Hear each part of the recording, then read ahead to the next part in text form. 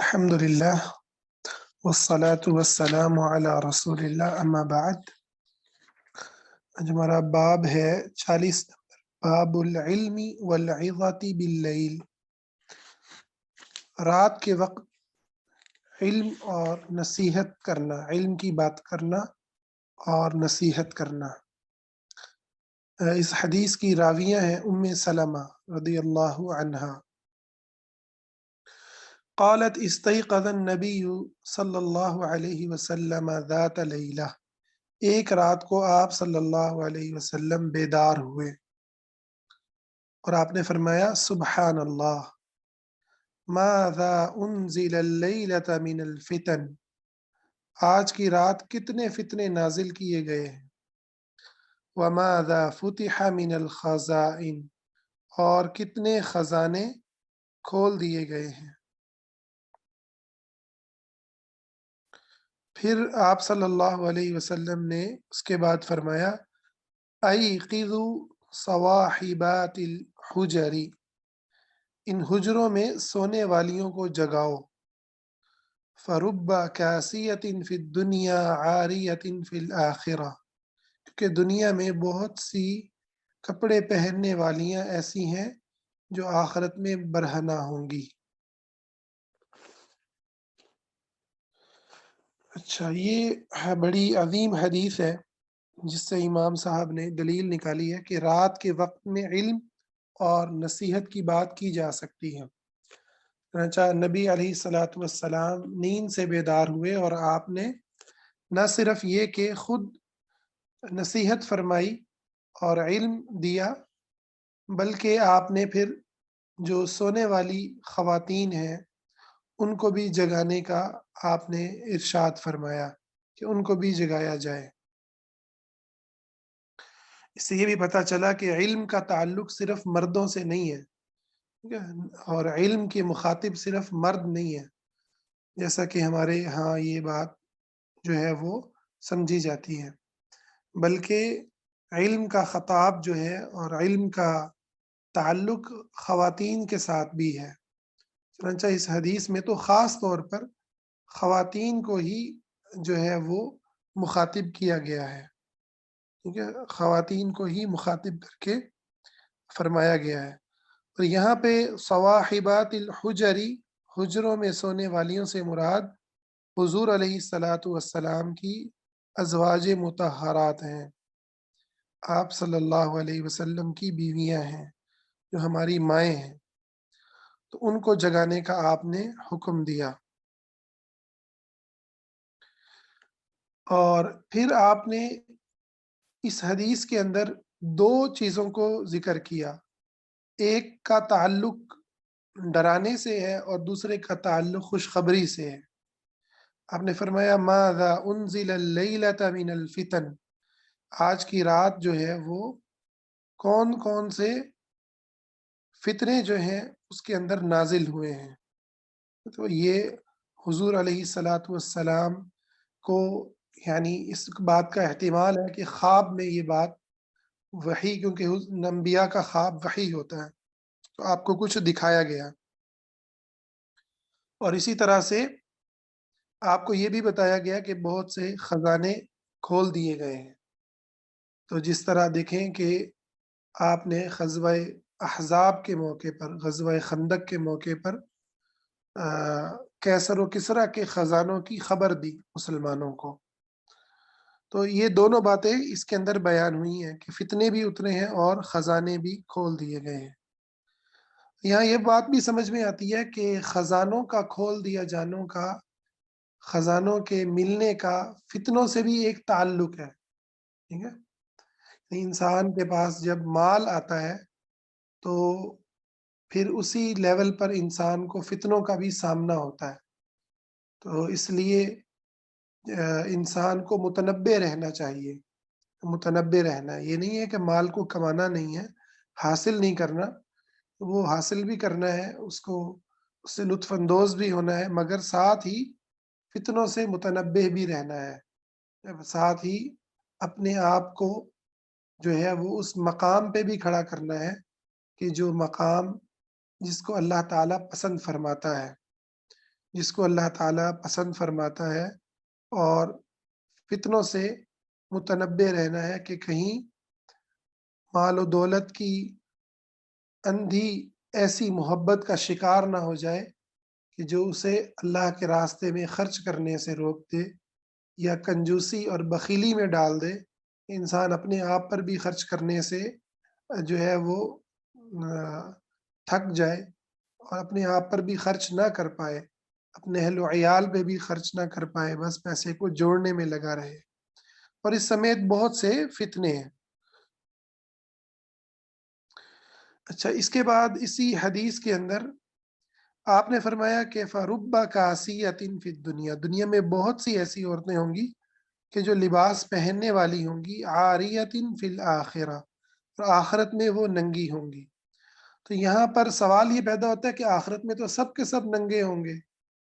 تو اس کا جواب شیخ ابن عثیمین یہ دیتے ہیں کہ قیامت کے دن سب کے سب حفاۃً عراۃً غرلا، سب کے سب بے لباس ہوں گے، ٹھیک ہے، اور ان کے ختنے بھی نہیں ہوئے ہوں گے، جیسے انسان پیدا ہوتا ہے ویسے ہی ہوں گے، لیکن اس کے بعد پھر جو ہے لباس پہنائے جائیں گے، پھر لباس پہنائے جائیں گے۔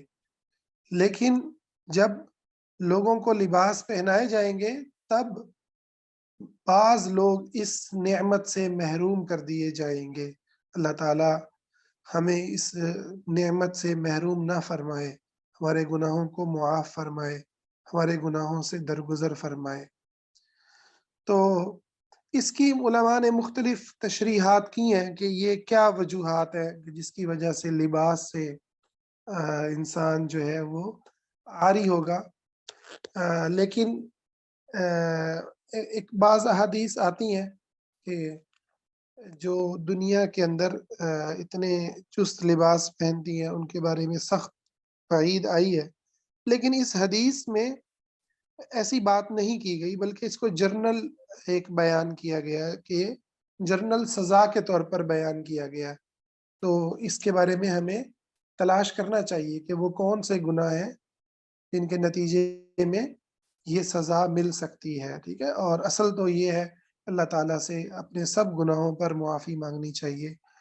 اللہم استر عوراتنا وآمن روعاتنا، اللہم اغفر لنا ذنوبنا وکفر عنا سیئاتنا۔ اللہ رب العزت ہمارے سارے کے سارے گناہوں سے درگزر فرمائے، ہمارے سارے کے سارے عیبوں پہ پردے فرمائے، اور ہمیں دنیا اور آخرت کی ذلت اور رسوائی سے محفوظ فرمائے۔ اچھا، ننگے ہونے سے کیا ہوتا ہے؟ ٹھیک ہے، جب لباس بعض لوگ پہن لیں گے اور بعض ننگے ہوں گے تو انسان بے عزت ہوتا ہے۔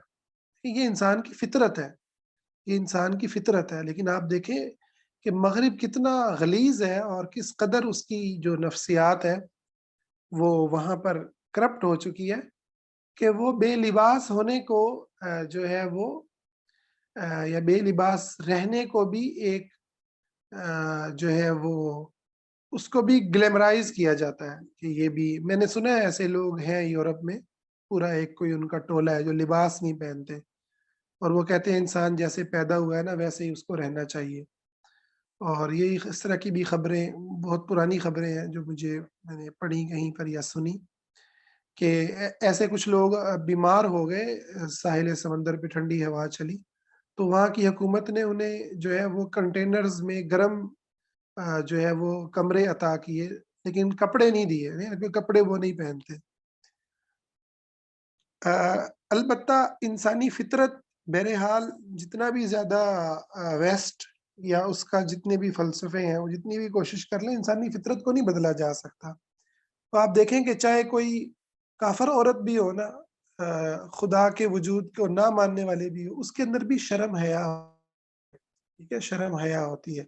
البتہ یہ ضرور ہے کہ یہ چاہتے یہ ہیں، ٹھیک ہے، یہ چاہتے یہ ہیں کہ دنیا کے اندر ننگ پن پھیل جائے، اور یہ ننگا ہونا اور ننگا کرنا یہ ایک ایسی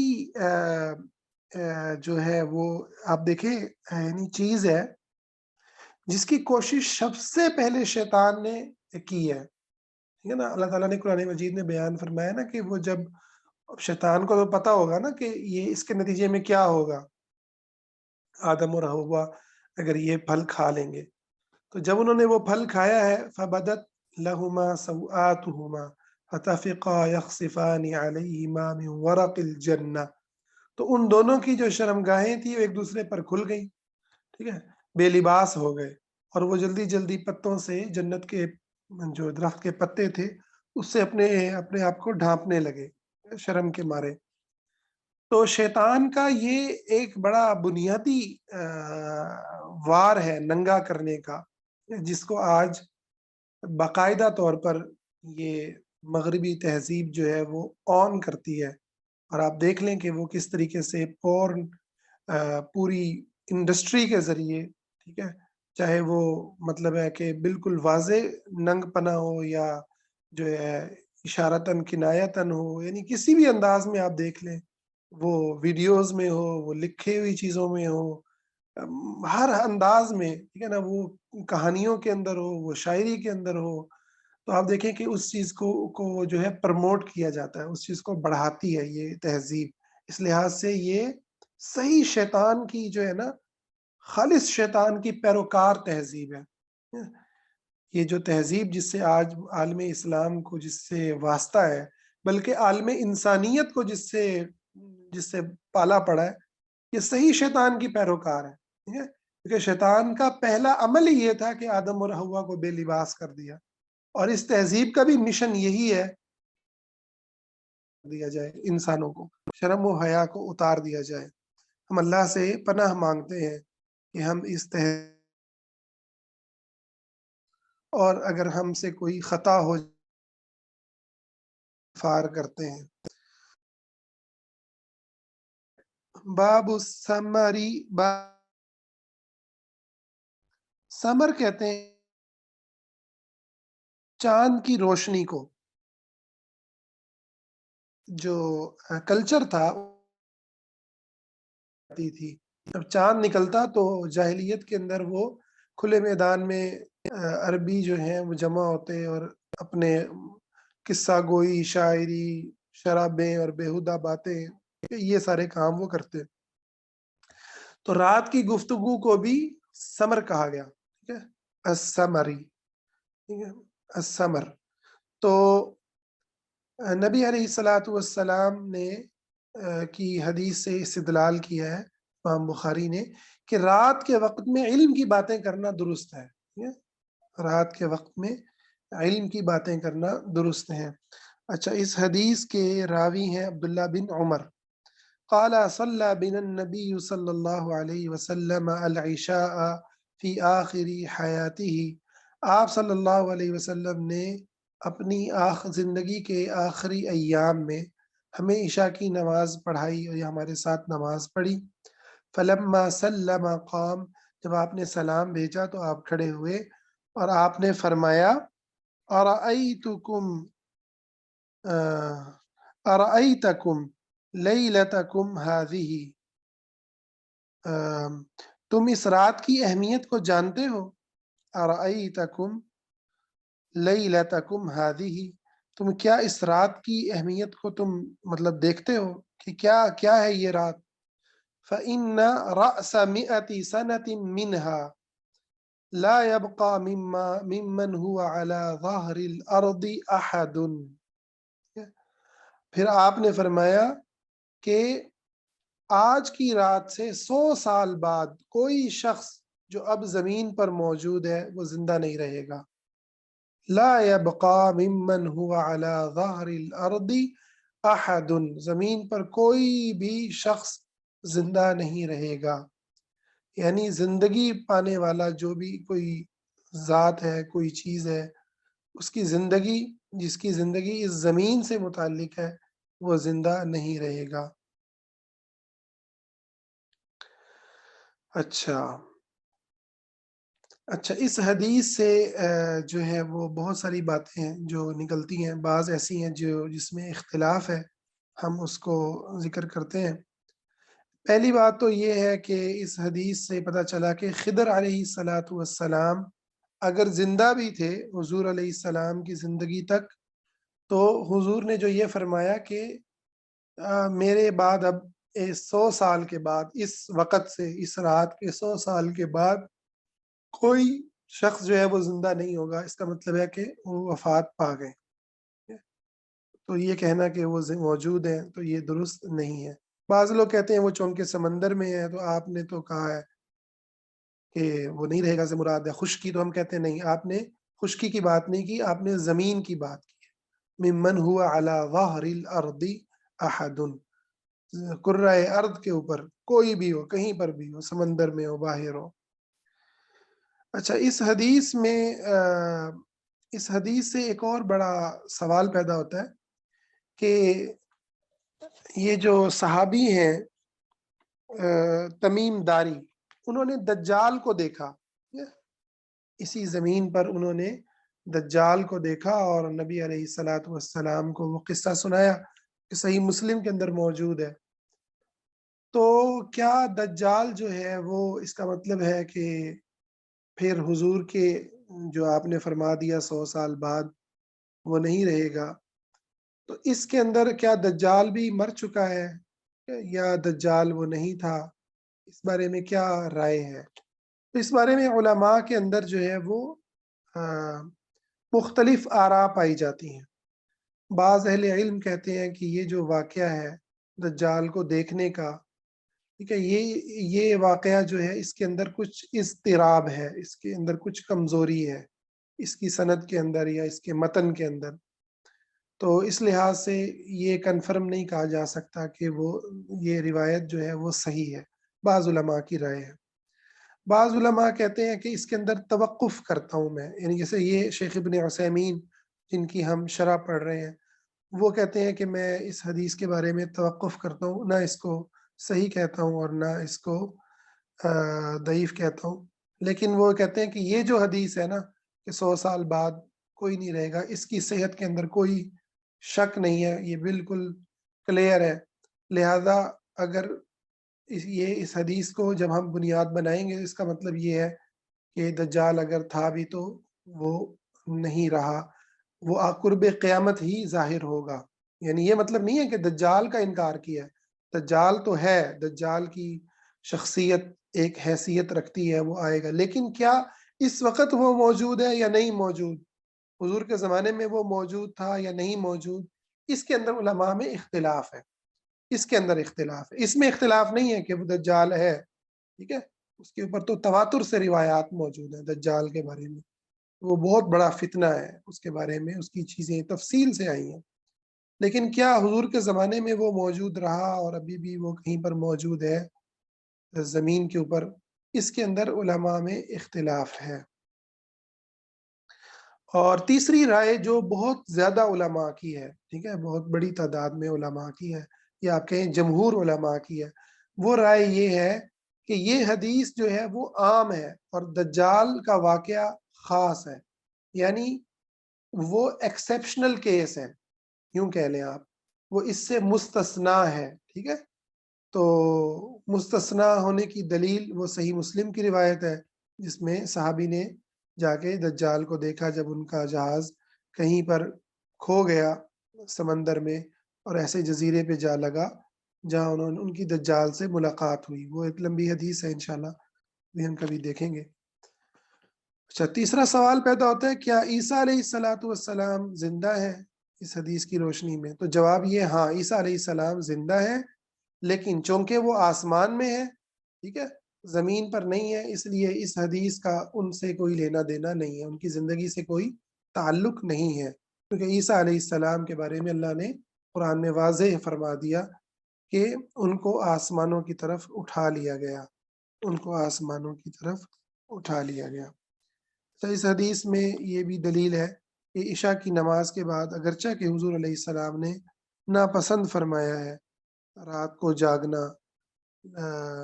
لیکن اگر کوئی دینی مقصد ہو، مصلحت ہو، کوئی دین کی بات ہے، کوئی علم کی بات ہے، کوئی مہمان نوازی ہے، ٹھیک ہے، تو اس صورت کے اندر جاگا جا سکتا ہے، ٹھیک ہے۔ اسی پر ہم اکتفا کرتے ہیں، تو آپ کا کوئی سوال ہے تو اس کی طرف آ جاتے ہیں۔